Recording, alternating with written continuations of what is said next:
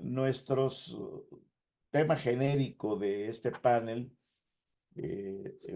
corresponde al de la calidad de las guarniciones.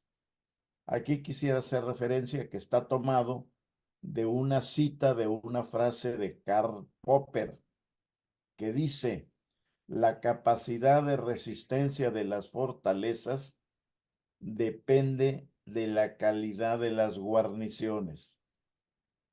Si tomamos como fortalezas a las instituciones electorales, son los depositarios de sus facultades, los titulares como autoridad, quienes las guarnecen. Y se trata de analizar cómo están nuestros órganos electorales, particularmente el Instituto Nacional Electoral y el Tribunal Electoral del Poder Judicial de la Federación, preparados y actuando en el actual proceso electoral que culmina en la jornada electoral del 2 de junio próximo. El tema, repito, de la mesa específica es integridad, autonomía e imparcialidad de los órganos electorales. Según el Tratado de Derecho Electoral Latinoamericano, coordinado, por cierto, entre otros, por Leonardo Valdés Zurita, la idea de integridad, que es uno de los conceptos más recientes en la terminología electoral, contiene dos dimensiones. La primera se refiere a su alcance integrador. Asume una visión global de todos los aspectos del proceso electoral, de cada uno de sus actos y etapas. Incluye los actos anteriores y desde luego la jornada electoral y los posteriores a la misma. Una segunda dimensión se refiere a la calidad de las elecciones, a su carácter íntegro. Se determina como postulado ético y se sustenta en buenas prácticas reconocidas universalmente en la materia. Tiene que ver con comportamientos honestos y responde a paradigmas universales.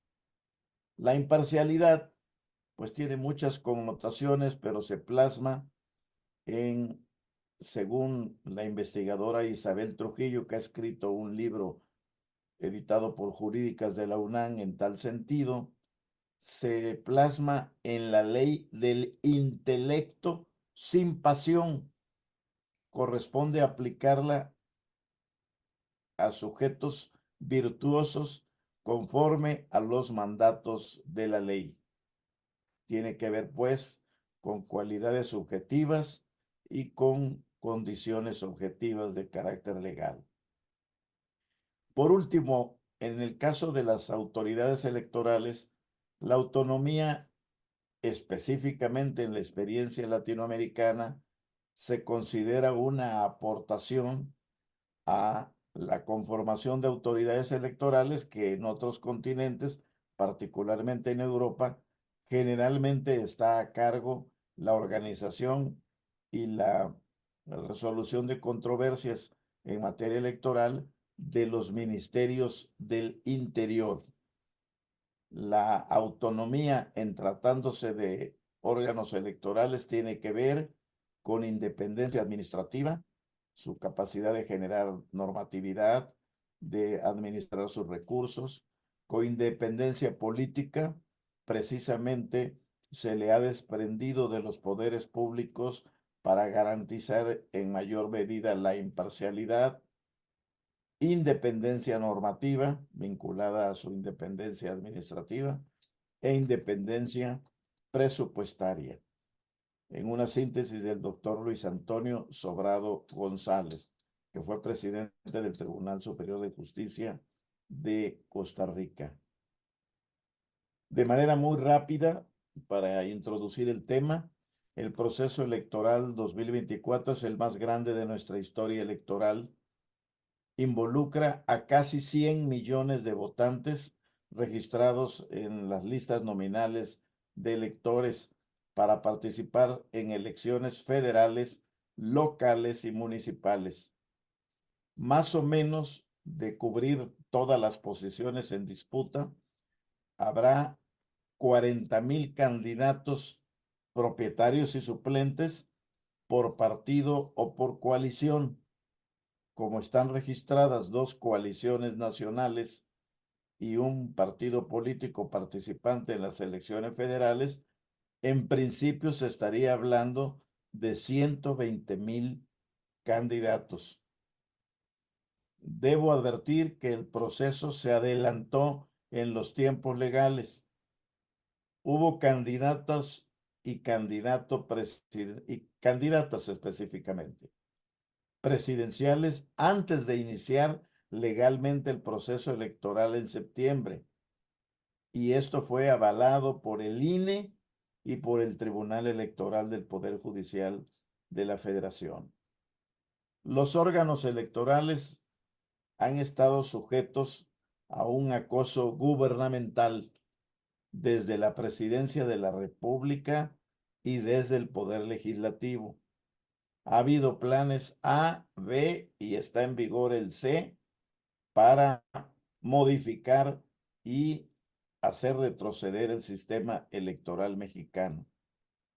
Hubo una iniciativa constitucional del presidente de la República de 2022, luego hubo, que fueron el Plan A, iniciativas legales de 2023 a varias de los ordenamientos reglamentarios, y hay iniciativas del 5 de febrero del presente año que todas han tenido que ver con modificar el sistema de representación de las cámaras del Congreso de la Unión y toda la organización comicial mexicana. La justificación central, según la exposición de motivos del llamado Plan A, establecidos expresamente por el presidente de la República, fueron de que no habían cumplido, particularmente el INE en ese momento, con imparcialidad sus tareas, y el argumento recurrente del costo alto del sistema electoral. El primer argumento se cayó por sí solo, no lo volvieron a mencionar, porque precisamente con el INE y con el Tribunal Electoral del Poder Judicial ganó la presidencia de la República el actual titular del Ejecutivo Federal, y posteriormente en los años sucesivos, 19, 20, 21, 22, 23, su partido ha ganado 22 gubernaturas de las 32 entidades federativas que conforman el Pacto Federal de los Mexicanos. Ha habido planteamientos para elegir por voto popular a los consejeros y a los magistrados electorales, y además de estos acosos, ha habido omisiones por parte de autoridades para tener completas a las autoridades electorales. El Senado de la República Mexicana no ha designado a 2 magistrados de la Sala Superior en reemplazo de otros 2 que concluyeron su periodo de ley, y hay faltantes en muchas de las salas regionales del Tribunal Electoral por omisión del Senado de la República. También es de registrarse las interferencias cotidianas desde las denominadas mañaneras presidenciales y el incumplimiento de muchas medidas cautelares emitidas por las autoridades electorales para impedir el involucramiento del titular del Ejecutivo Federal en el proceso electoral sin que las haya acatado. Habría que mencionar así de manera muy rápida que también hubo afectaciones a los presupuestos del INE y del tribunal para este proceso electoral. Por lo que se refiere al frente interno de ambas autoridades electorales, es de mencionarse que en el Instituto Nacional Electoral se han establecido 2 bloques de consejeros que están enfrentados. No han logrado nombrar al secretario ejecutivo y hay un encargado del despacho y a otros titulares de direcciones y unidades administrativas relevantes. Esta división en 2 bloques mezcla en el desempeño de la autoridad electoral parcialidad, novatez y en algunos casos clara ineptitud. Por lo que se refiere al Tribunal Electoral en el frente interno, además de los magistrados no designados por el Senado, han tenido 5 presidentes en un solo periodo.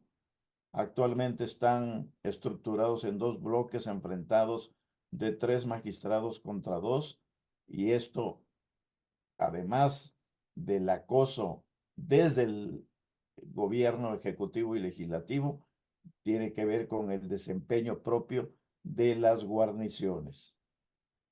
Planteo como temas para nuestros distinguidos panelistas la pregunta: ¿hay integridad, imparcialidad y autonomía en los órganos electorales, INE y tribunal? Por no mencionar ya a la FEPADE, que no está participando. ¿Cuáles son las fortalezas y debilidades de las autoridades electorales? ¿Tienen la capacidad logística para sacar adelante la elección y hacerlo con legitimidad?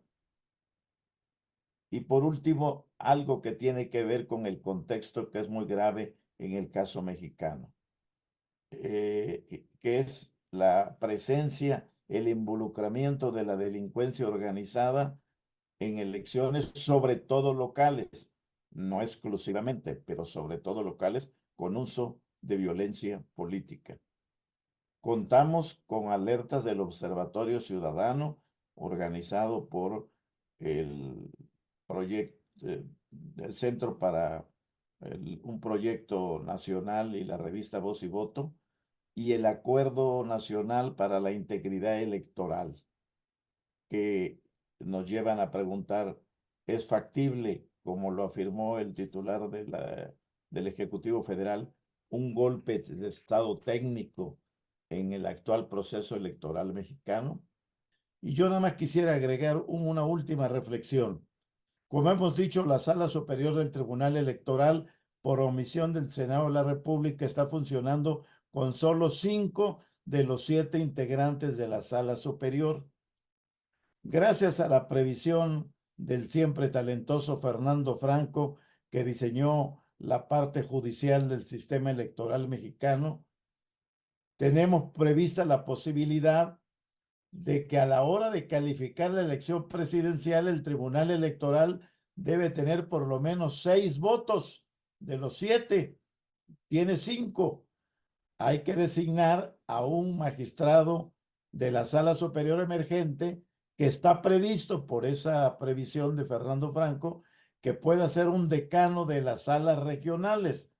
El problema legalmente está resuelto, pero ese decano se debe incorporar, preguntaba hace unos días Jorge Alcocer, desde ahora, para poder estar enterado a la hora de la calificación, o debe enterarse en la sesión de calificación y llegar desconocimiento pleno de todos los antecedentes. Es parte de los dilemas que se nos vienen por delante por esta omisión del Senado. De nueva cuenta, muchas gracias a todos